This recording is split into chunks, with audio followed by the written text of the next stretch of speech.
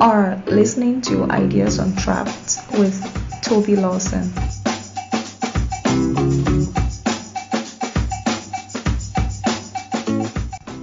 Welcome to another episode of Ideas Untrapped podcast, where we discuss ideas that can promote growth, prosperity, and progress in developing countries, or what are politely called emerging markets.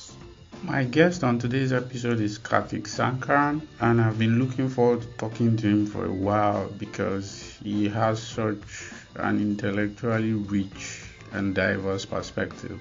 He was most recently the Director of Global Strategy at the political risk consultancy Eurasia Group. With a background in modern European history, his work in the last 30 years spans economics, finance, journalism, and the political economy. Karthik and I started by continuing the exploration of the idea of economic complexity that formed the core of my previous episode with Ricardo Hausman. I hope you enjoy it and see you guys after the show. There's one idea which you expressed on your Twitter feed, which I enjoy very much, though you don't tweet that often anyway, which is the relationship, so to speak, between economic growth and economic/technological complexity. I spoke to Ricardo Hausman of Harvard recently, and he's also quite big on that idea, which he invented it. Exactly. So, I'm kind of in a miss about its lack of popularity, so to speak, in development thinking, because everything seems to revolve around industrialization, manufacturing. Like, what are the nuances? Can you unpack the concept of economic and technological complexity and how it then relates to economic growth and development? The way I think about it, and I should preface this by saying, now you've just dropped another extremely illustrious name. I know that Mark Koyama was on recently. Now you have Ricardo Hausman as well. So I should emphasize that I am not an academic by any stretch. My background is I was an aspiring historian many years ago, and then European and Italian history. Ended up as a journalist and in financial markets, focusing on emerging markets, currency and fixed income.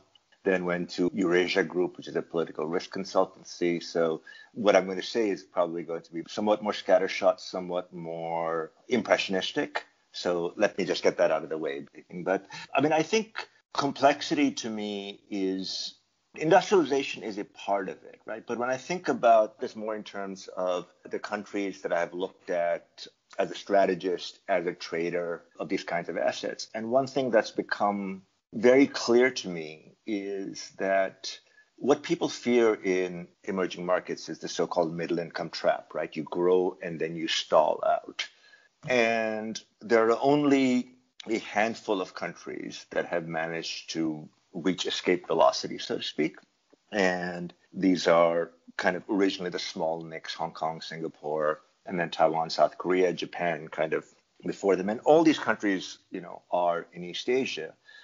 And conversely, I think a lot about Latin America, which also was a very important kind of cluster of developing countries and or emerging markets, as we might call them. And people talk a lot. People wonder, for instance, is China going to get stuck in the middle income trap and so on? There's a lot of conversation about this. And it struck me that what we're not talking enough about is the fact that Latin America as a whole has been stuck in the middle income trap, for 40 years in some cases, for more than 100 years in others, in the case of Argentina. And Argentina was actually rich at one point. And it struck me that basically one of the fundamental differences is in this idea of complexity, right? I sent out a chart yesterday borrowing from Ricardo Hausman's work at the Atlas of Economic Complexity. And what you see is that in relative terms since the 1990s, you've seen countries like China and Korea go up in the rankings. Korea indeed has been spectacular, but China's also had a very sharp run since 1990, and presumably even more since 1980, while countries like Argentina, Brazil have gone down, And Chile has kind of stayed roughly the same. And Chile is interesting because it's often held up as a Latin success because it has diversified its economy away from copper, but it's diversified it into other commodities or other kind of first order derivatives of commodities. And I think there's a problem there. What you want for a country is to be approaching, to me, part of development is approaching the technological frontier and to be approaching it on multiple fronts, right? Not just in one industry, but in a broad range of them.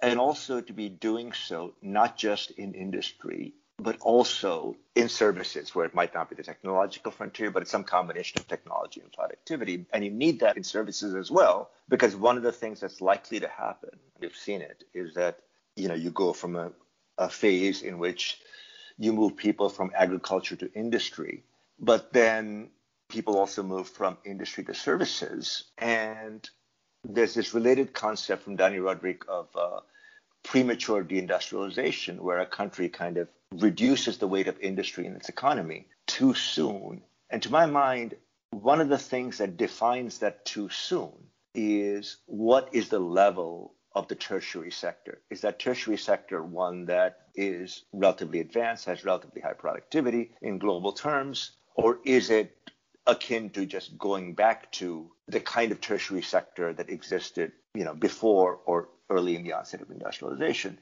But to me, success is about achieving complexity on multiple fronts in a diversified economy. So you can just deal with shocks. You're not kind of a one-trick pony, extremely undiversified, which is something that seems to have happened over and over again in the commodity space. Before we started, we were talking about the experience of Nigeria in 2014. And I think one of the things that's interesting there is at the time we were kind of comparing the response of different countries to the oil shock, right? Which is a different kind of oil shock than what we'd had before. Typically, oil shocks are demand shocks. This was a supply shock because of U.S. shale and OPEC's strategy in response to that. And if you think of how different countries dealt with it, my examples were kind of, let's say, Norway, Russia, Saudi Arabia, and Nigeria, to give you a fairly broad spectrum of countries.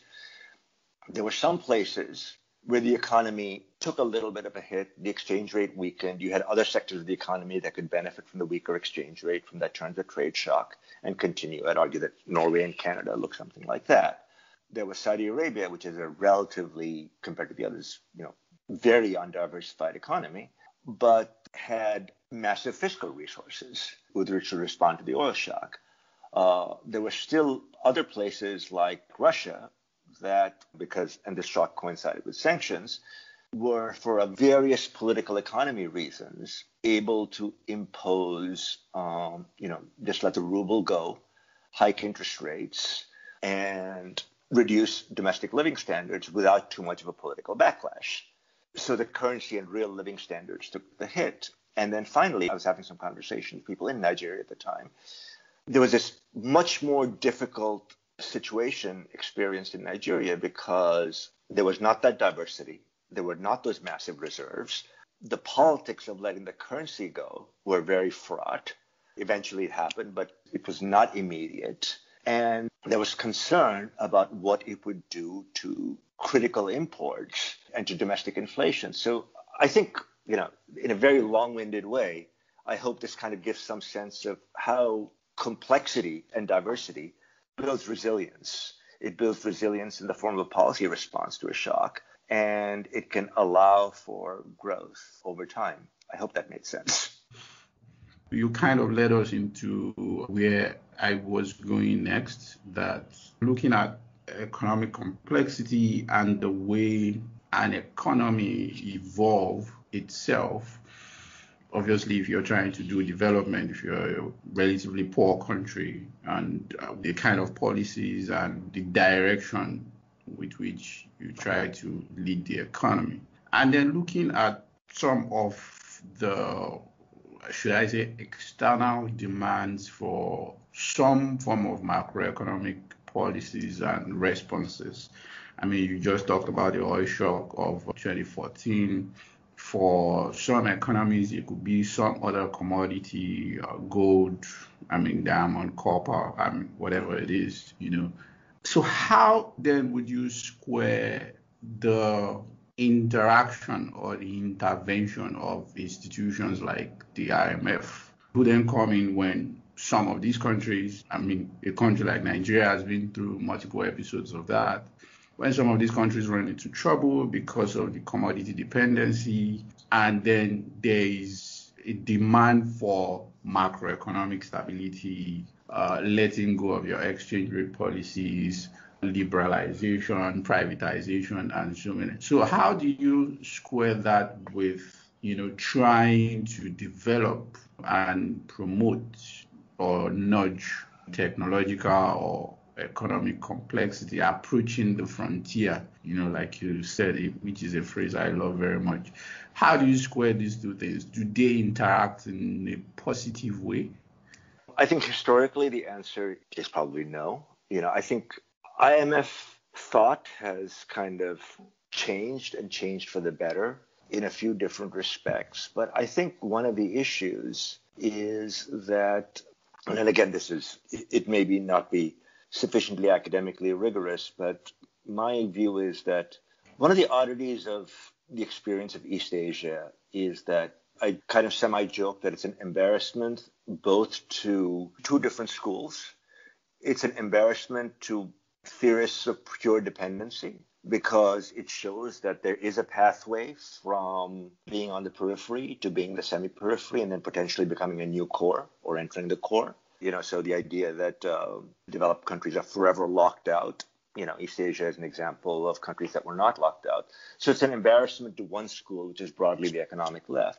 It's also an embarrassment to broadly the economic right, I would argue, because those developments did not happen with completely free market. That development occurred in the context of, fairly substantial state intervention, kind of attempting to pick winners with limits on capital account convertibility, a lot of which was not part of the adjustment ideas that were propounded by the IMF, certainly in the 1990s and even into the 2000s. Now, more than 20 years after the Asian crisis, almost 40 years after Latin America's lost decade, I think people are starting to pay more attention to what I think of as kind of a good strategy, which is, I'm sure you've read How Asia Works by Joe Studwell, but the idea is basically, industrial policy works, but it has to be done in the context of a strong state, relatively immune to capture, where industrial policy is not captured by incumbents, where there's a fairly rigorous process of using import substitution only as training wheels, right? And then the wheels come off, and then you kind of ride on your own.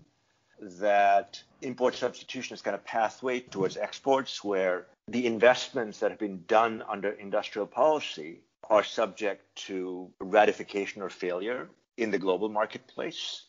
Relatively limited capital convertibility, which was unorthodox until the 2008 crisis. So you need all these different things kind of coming together, none of which were part of the old IMF programs, which tended to be much more market focused and also more macroeconomic, basically focused on price stability. There was a lot of emphasis on privatization for a couple of reasons. One was to reduce the overhang of external indebtedness because you're bringing foreigners in on the equity tranche, potentially paying them back. And then also because of this concern that state-owned enterprises were extremely susceptible to capture by vested interests in the country. So, I think that the recipe that was applied back in the immediate aftermath of the Mexican crisis and of the Asian crisis, it didn't necessarily work. And, I think the harder question is, we have some kind of sense of what works by looking at the places that are successful. The question is, to what extent are those conditions of capacity, of targeted industrial policy, of kind of being ready to, drop the boom on losers and say, okay, you didn't make it in the global markets. the subsidies are stopping. Those are kind of much, much harder internal political economy decisions that some countries can do and others cannot. And even within single countries, there are these big sectoral differences. I'm always amazed by, if you kind of look at Brazil, for instance, Brazil is the one developing country that actually has a civilian aircraft export industry. And that is extraordinarily hard. Yeah. So, Embraer is a success. But if you kind of look at it in the context of other things in Brazil, or when you compare with kind of the broad-based scope of successful East Asian industrial policy, Embraer feels a bit lonely in Brazil compared with the other things that we know about, like Petrobras, CVRD, all these other things. My thoughts, and I debate this a lot with my friends when the subject of the IMF or any of the Bretton Woods institutions for that matter comes up. So I think the interaction of the IMF with a lot of the developing countries is through crisis. Yeah. So I don't think the goal of the IMF, for example, is economic development. I sort of interpret the goal of the IMF as, stop doing the stupid things that got you into this problem so you can at least survive. I may be wrong, but that's the way I see it.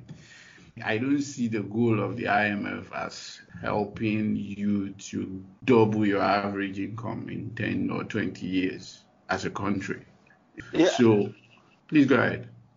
One of the funny jokes about the Bretton Woods institutions is that I don't know who said this, but someone once said the most important thing to understand about the World Bank is that it's a fund, and the International Monetary Fund is that it's a bank. So right. So, which I think kind of makes sense. If you think about the interventions of the bank, they are more fund-like. They are more kind of foundation-like, right, in the sense of being non-crisis capacity building exercises. Sometimes they work, sometimes they don't. They have their own preconceptions. While the IMF is like a bank, right? They lend you money, they take it back, and they say, okay, you have to do such and such things to get the money. And I think that's still the case in that a typical country's interaction is when there's going to be a program.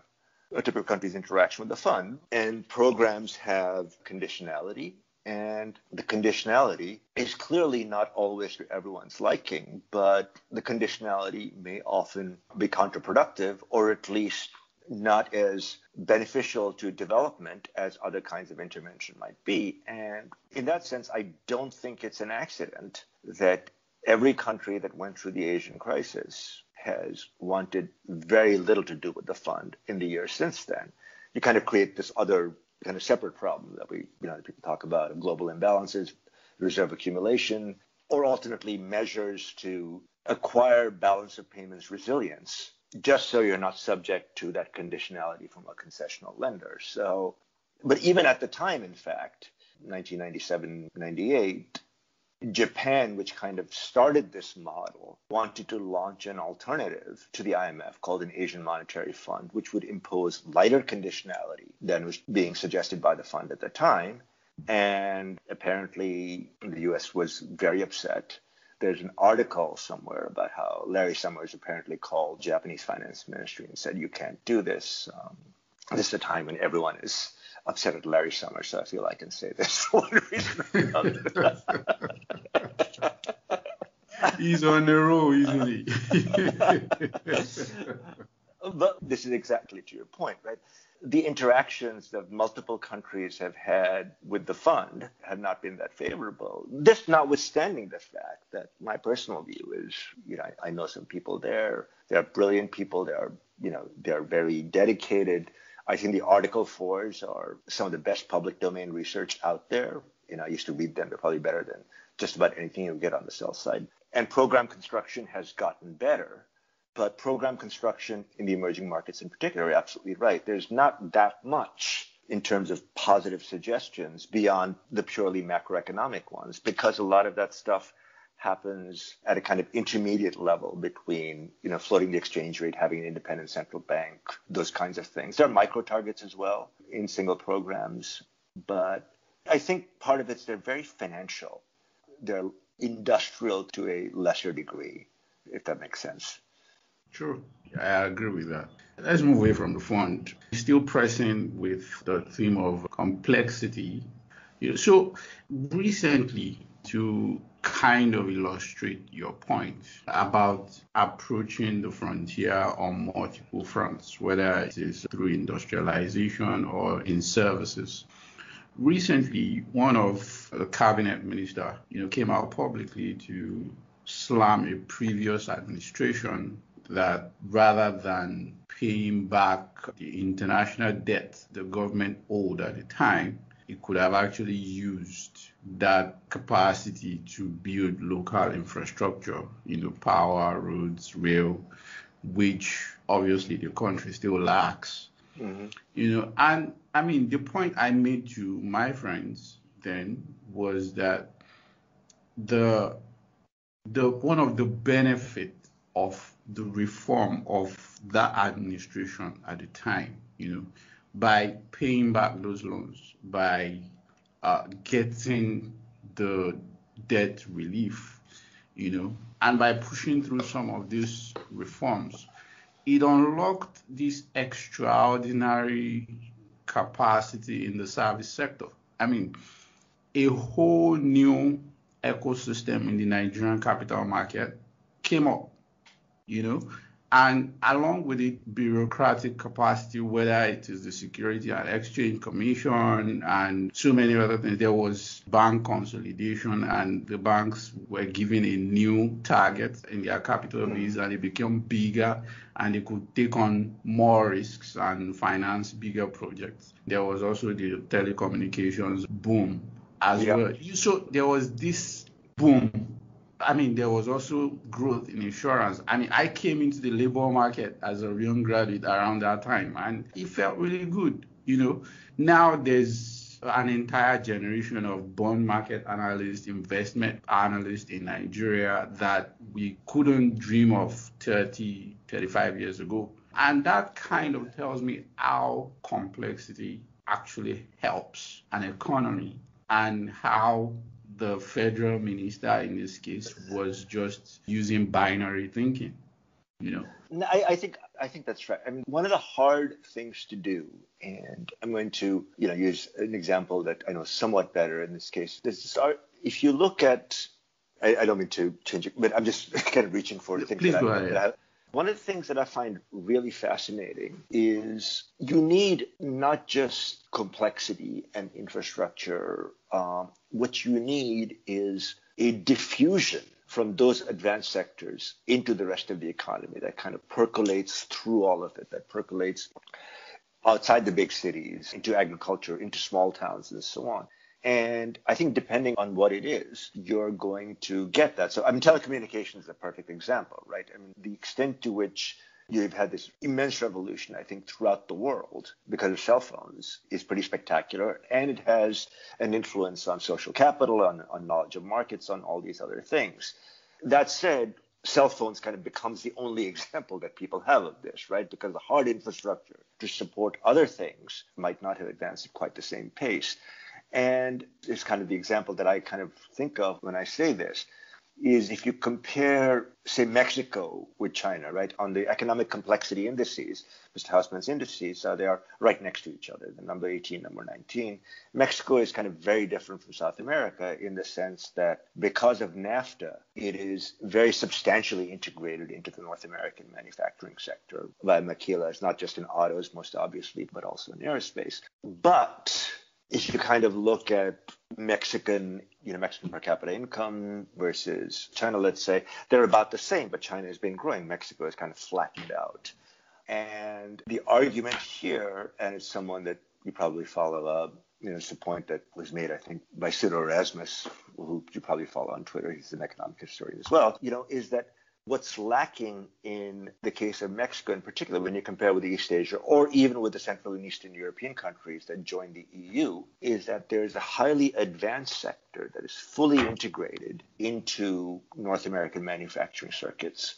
But there's very little diffusion out of that into the rest of the economy. It's very segregated regionally. It's segregated by sector. It doesn't really appear in agriculture.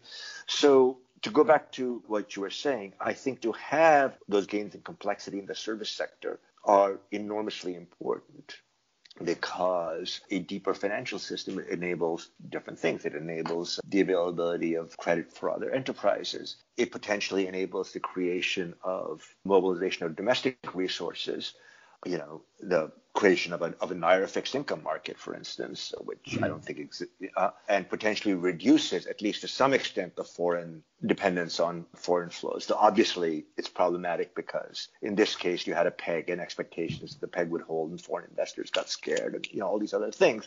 But there are a number of good things that can proceed from having a deepening of that portion of the service sector that's involved in intermediating domestic savings. But you want to make sure that it happens in a context where it's also diffuse outside that most advanced sector of the economy. And that, to some degree, involves kind of an expansion of hard infrastructure as well, to bring those sectors that are kind of located more precariously, more informally into the fold as well. So it's like that, why not both give? Yeah, I agree. And I mean, to your observation, I've been trying to get you to Erasmus on the show, but he's shy, I think. Yeah. So let's talk about the capability of the state in all of this. State capacity is, like you noted, a big theme on the show. And most recently, I discussed it with Mark Koyama.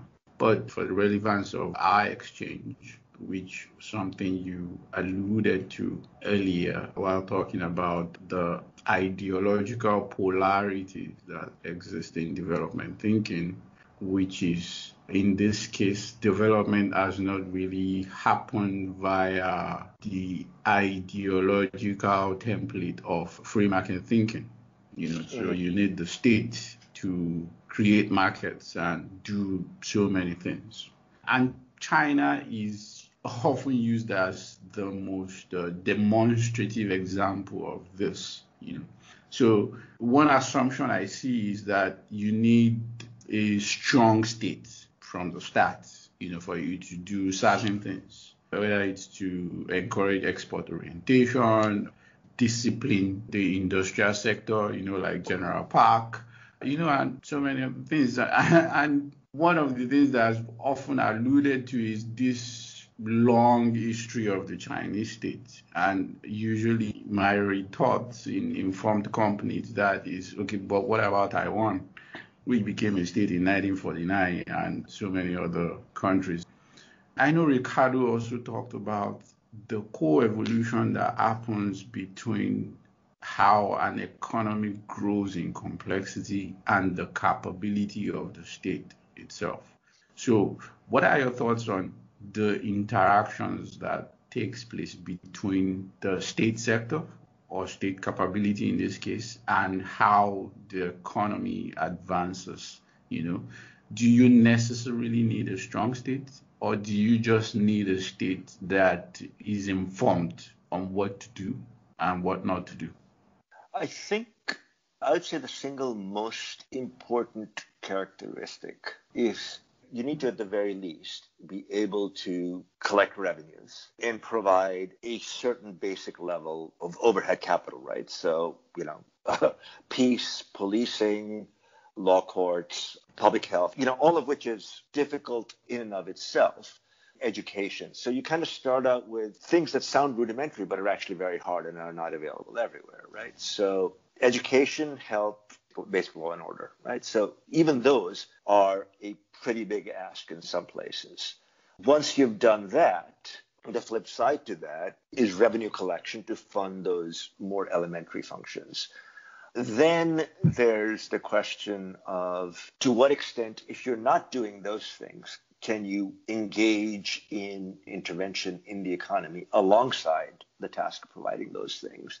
And the answer is, I think yes, but it's likely to be regionally limited, because the success of any kind of industrial policy initiative is likely to depend on your provision of those first three more rudimentary elements. I think the other issue here is, once you start thinking about a more interventionist state, it becomes important for it to avoid capture.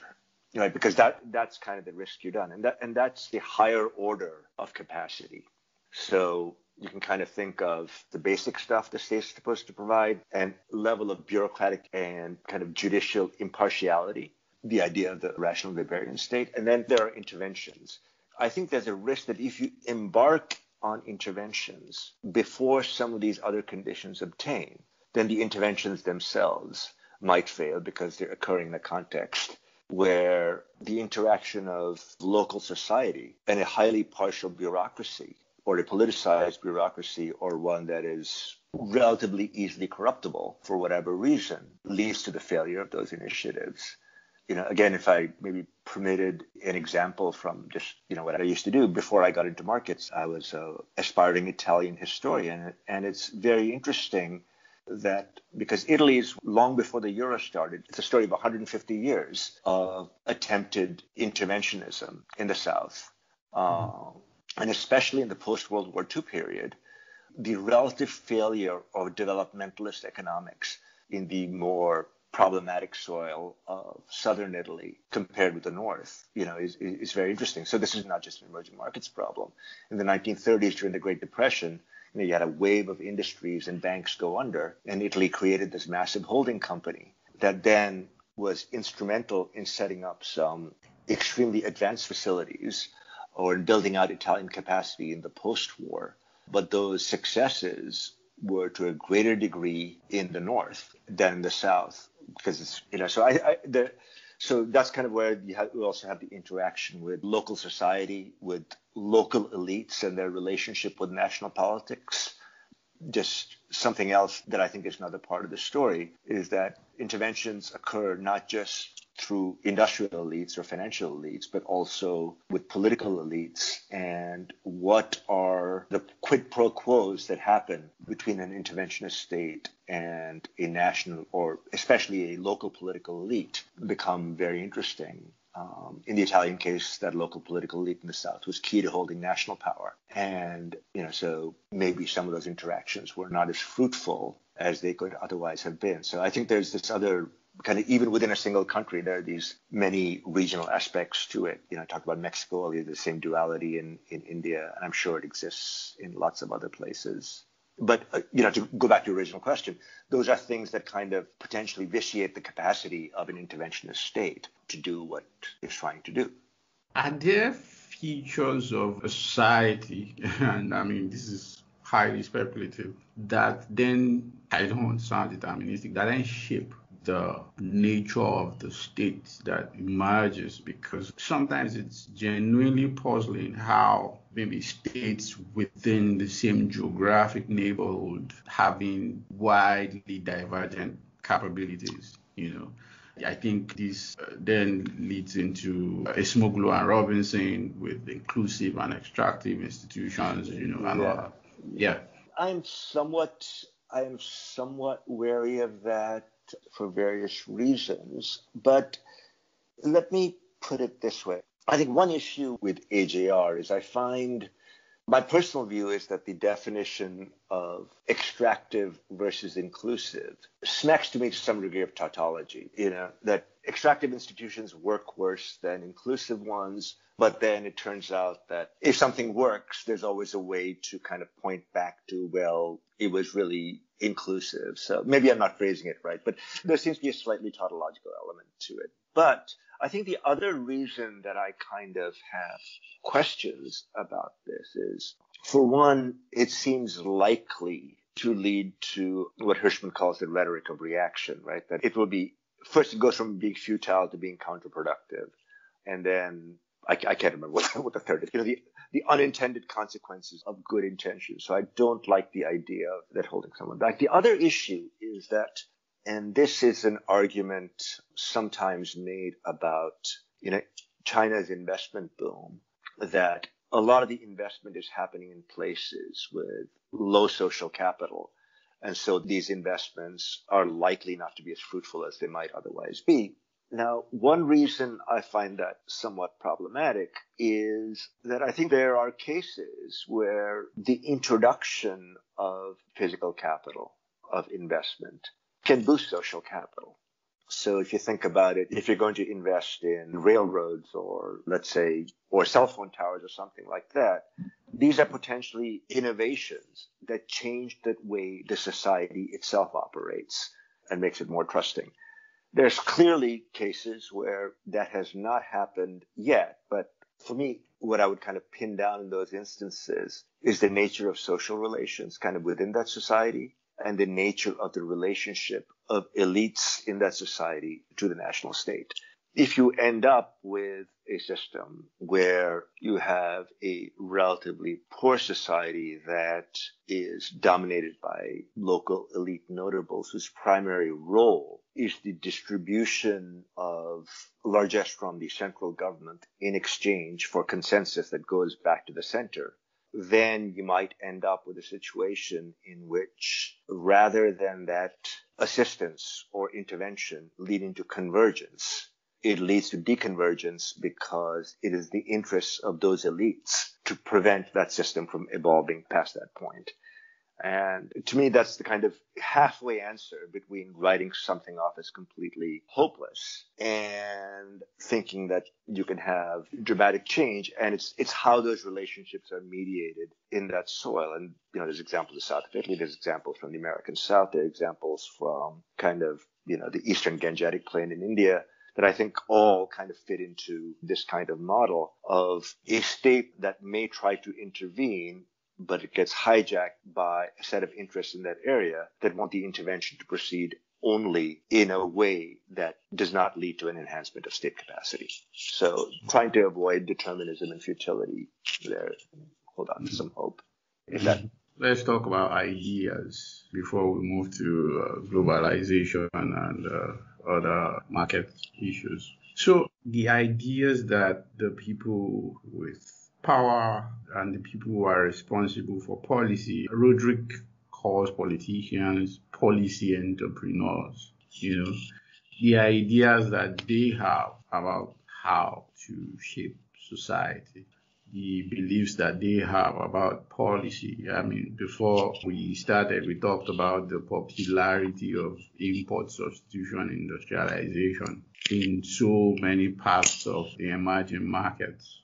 To what extent would you say that it matters in economic development? I'm going to use India as an example.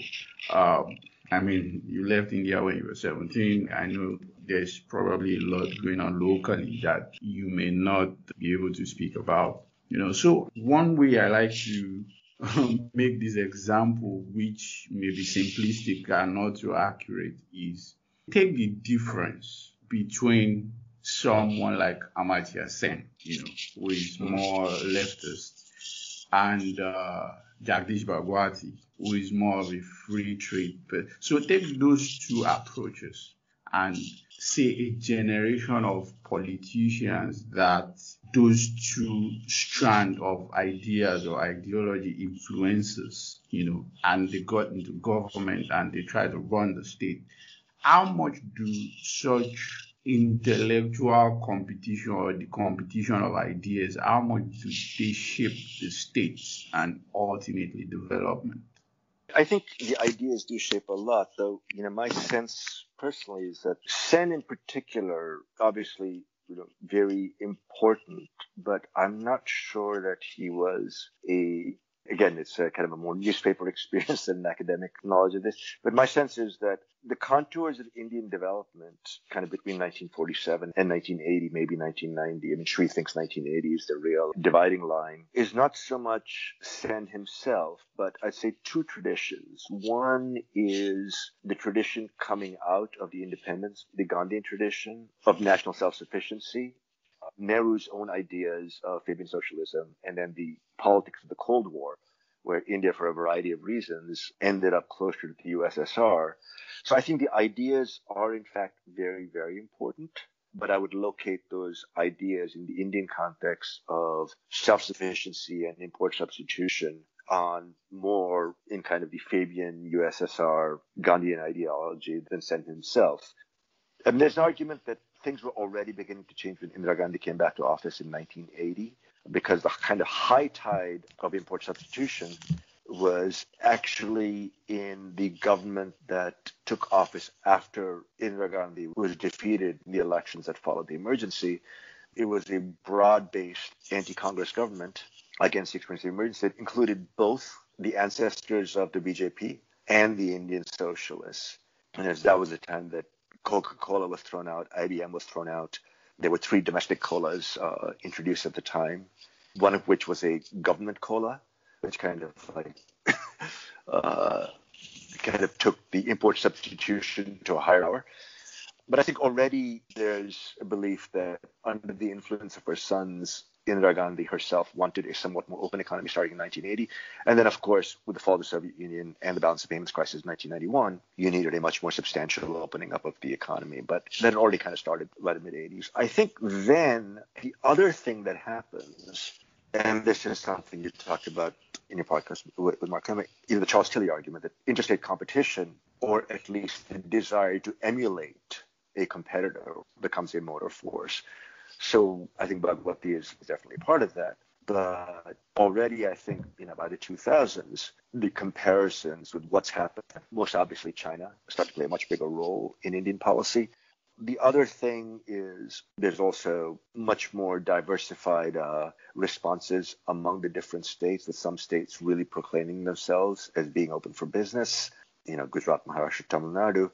I think the other thing that's actually very important here is, and I mention this because I actually remember thinking at the time in the 1980s that Chinese industrialization was different, or under Deng was different, because it was driven to a fairly substantial degree by a group of expatriate Chinese around Asia, most, not just in Taiwan, but in Hong Kong, Taiwan, Singapore, other places like that.